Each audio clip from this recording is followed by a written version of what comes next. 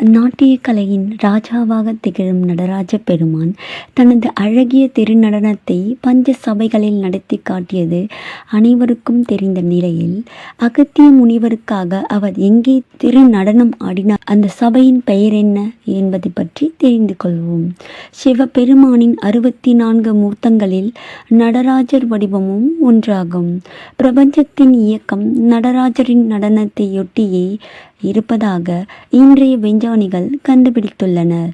அணுவில் உள்ள அணுத்துகள்களின் நடனம் நடராஜரின் நடனம் போலவே உள்ளது என்று அணுவியல் விஞ்ஞானி காப்ரா 1977ஆம் ஆண்டு அமெரிக்காவில் நடந்த சர்வதேச அணு விஞ்ஞானிகள் கருத்தரங்கத்தில் பேசியது குறிப்பிடத்தக்கது.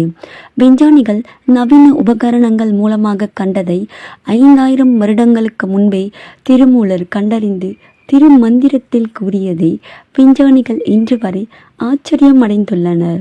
அதேபோன்று பரமகுருவாய் அணுவில் அசைவாய் என்று அருணகிரிநாதரும் தனது திருப்புகழில் பாடியிருப்பது கவனிக்கத்தக்கது. அத்தகைய மகத்துவம் வாய்ந்த நடராஜரின் பிரம்மாண்ட திருவடிவம்தான் சுவிட்சர்லாந்து நாட்டில் உள்ள ஜெனீவாவில் அமைந்திருக்கும் ஐரோப்பிய அணு ஆராய்ச்சி நிறுவனத்தின் வாயிலில் நிறுவப்பட்டிருக்கின்றது. சிவபெருமான் தனது திருநடனத்தை பஞ்ச சபைகள் எனப்படும் 5 இடங்களில் நிகழ்த்தியுள்ளார். அதில் முதலாவதாக திருவாலங்காட்டில் காரைக்கால் அம்மையாருக்காக ரத்ன சபையில் அழகிய திருநடனத்தை காட்டினார். இரண்டாவதாக சிதம்பரத்தில் பதஞ்சலி மற்றும் வியாக்கிரபாதர் முனிவர்களுக்காக பொன்னம்பலம் எனப்படும் கனக சபையில் ஆனந்த நடனத்தை காட்டினார்.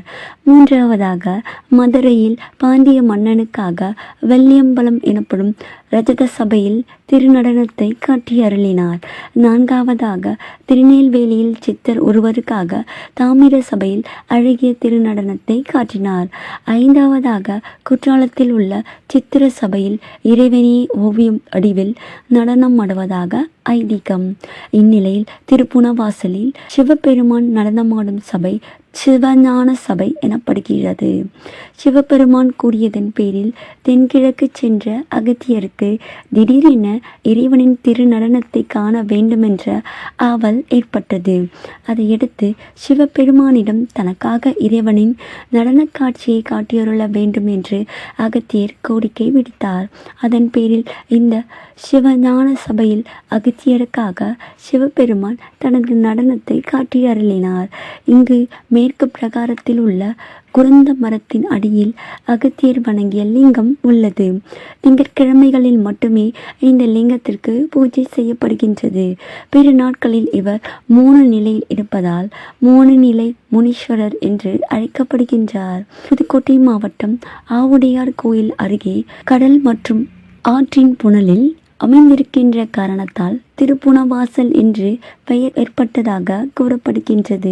தஞ்சை மற்றும் கங்கை கொண்ட சோழபுரத்தில் இருக்கின்ற சிவலிங்கங்களை விட இங்கிருக்கும் சிவலிங்கம் மிக பெரியதாகும். ஆவுடையாருக்கு வஸ்திரம் அணிவிக்கும் போது ஒருவர் பிடித்து கொள்ள மற்றொருவர் ஆவுடையாரை சுற்றி வந்து கட்டிவிடுவார். லிங்கத்திற்கு 3 முழமும் ஆவுடைக்கு 30 முழமும் வெஷ்டி கட்டப்படுகின்றது. அதனால்தான் 3 முழமும் ஒரு சுற்று 30 முழமும் ஒரு சுற்று என்ற பழமொழி இங்கு மட்டுமே கூறப்படுவது சிறப்பாகும்.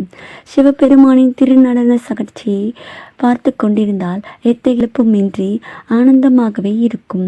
அத்தகைய ஆனந்தமயமான இறைவனின் திருநடனத்தை ருத்ராட்ச மாலை அணிந்து மௌனமாக தியானம் செய்தால் உங்கள் மனதிலும் கண்டு ஆனந்தம் அடையலாம்.